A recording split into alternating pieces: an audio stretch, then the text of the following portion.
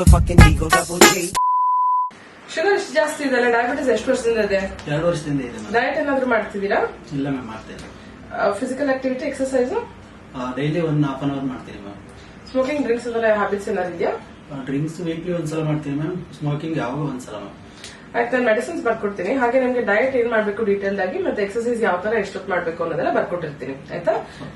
Medicines ಬೆಳಗ್ಗೆ ಒಂದು, ರಾತ್ರಿ ಒಂದು, ಊಟ ಆದ್ಮೇಲೆ ತಗೊಳ್ಳಿ. ಮತ್ತೆ ಇದರಿಂದ ಏನೇ ತೊಂದರೆ ಆದ್ರೂ ನನ್ನ ಹತ್ರ ಬಂದು ತಿಳಿಸ್ಬೇಕು. ಈ ಮೆಡಿಸಿನ್ ಸೈಡ್ ಎಫೆಕ್ಟ್ ಏನಿಲ್ಲ ma'am. It's the motherfucking Eagle Double G. Smoke ಮಾಡ್ಬೇಕಾದ್ರೆ ಗೊತ್ತಾಗ್ಲಿಲ್ವಪ್ಪ ಸೈಡ್ ಎಫೆಕ್ಟ್ಸ್? ಡ್ರಿಂಕ್ಸ್ ಮಾಡ್ಬೇಕಾದ್ರೆ ಸೈಡ್ ಎಫೆಕ್ಟ್ ಬಗ್ಗೆ ಯೋಚನೆ ಬರ್ಲಿಲ್ವಾ? ಮೆಡಿಸಿನ್ ಅಂದ್ರೆ ಮಾತ್ರ ಸೈಡ್ ಎಫೆಕ್ಟಾ? ಇದನ್ನೇ ನಾವು ಫಿಕ್ಸ್ಡ್ ಮೈಂಡ್ ಸೆಟ್ ಅಂತ ಹೇಳುವಂತದ್ದು. ನಾವು ಸೇವಿಸುವಂತ ಆಹಾರದಿಂದ ಹಿಡಿದು ನಮ್ಮ ಸ್ಟ್ರೆಸ್ ಲೆವೆಲ್ಸ್, ನಾವು ನಿದ್ರೆ ಮಾಡ್ತಿರೋದು ಸರಿಯಾಗಿದೆಯಾ ಇಲ್ವಾ, ಎಕ್ಸರ್ಸೈಸ್ ಕರೆಕ್ಟ್ ಆಗಿ ಮಾಡ್ತಿದೀವಾ, ಯಾವ ರೀತಿ ಮಾಡ್ತಿದೀವಿ, ಪ್ರತಿಯೊಂದು ಇಂಪಾರ್ಟೆಂಟ್ ಆಗುತ್ತೆ. ಬಿಟ್ಟು ಯಾವುದೋ ಈವನ್ ನಮ್ಮ ಹ್ಯಾಬಿಟ್ಸ್, ಡ್ರಿಂಕಿಂಗ್ ಇರ್ಬೋದು, ಸ್ಮೋಕಿಂಗ್ ಇರ್ಬೋದು, ಇದನ್ನೆಲ್ಲ ಹೇಗೆ ನಮ್ಮ ಲೈಫ್ ಇಂದ ದೂರ ಮಾಡ್ಕೊಳ್ಳೋದು ಅಂತ ಯೋಚನೆ ಮಾಡಿದ್ರೆ, ಯಾವುದೋ ಒಂದೇ ಒಂದ್ ಕಡೆ ಬಂದು ಮೆಡಿಸಿನ್ ಸೈಡ್ ಎಫೆಕ್ಟ್ ಆಗುತ್ತಾ ಇಲ್ವಾ ಅಂತ ಯೋಚನೆ ಮಾಡುವಂತದ್ದು ನಿಮ್ಮ ಆರೋಗ್ಯದ ಕಡೆ ನೀವು ತಗೊಳ್ಳುವಂತ ಸರಿಯಾದ ಡಿಸಿಷನ್ ಅಲ್ಲ.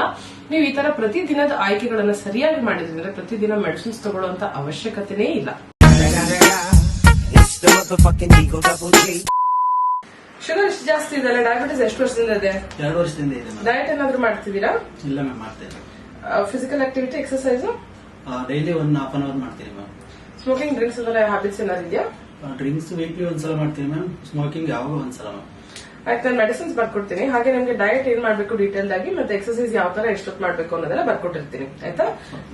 ಮೆಡಿಸಿನ್ಸ್ ಬೆಳಗ್ಗೆ ಒಂದು, ರಾತ್ರಿ ಒಂದು, ಊಟ ಆದ್ಮೇಲೆ ತಗೊಳ್ಳಿ. ಮತ್ತೆ ಇದರಿಂದ ಏನೇ ತೊಂದರೆ ಆದ್ರೂ ನನ್ನ ಹತ್ರ ಬಂದು ತಿಳಿಸ್ಬೇಕು. ಈ ಮೆಡಿಸಿನ್ ಸೈಡ್ ಎಫೆಕ್ಟ್ ಏನಿಲ್ಲ ma'am. It's the motherfucking Eagle Double G. Smoke ಮಾಡ್ಬೇಕಾದ್ರೆ ಗೊತ್ತಾಗ್ಲಿಲ್ವಪ್ಪ ಸೈಡ್ ಎಫೆಕ್ಟ್ಸ್? ಡ್ರಿಂಕ್ಸ್ ಮಾಡ್ಬೇಕಾದ್ರೆ ಸೈಡ್ ಎಫೆಕ್ಟ್ ಬಗ್ಗೆ ಯೋಚನೆ ಬರ್ಲಿಲ್ವಾ? ಮೆಡಿಸಿನ್ ಅಂದ್ರೆ ಮಾತ್ರ ಸೈಡ್ ಎಫೆಕ್ಟಾ?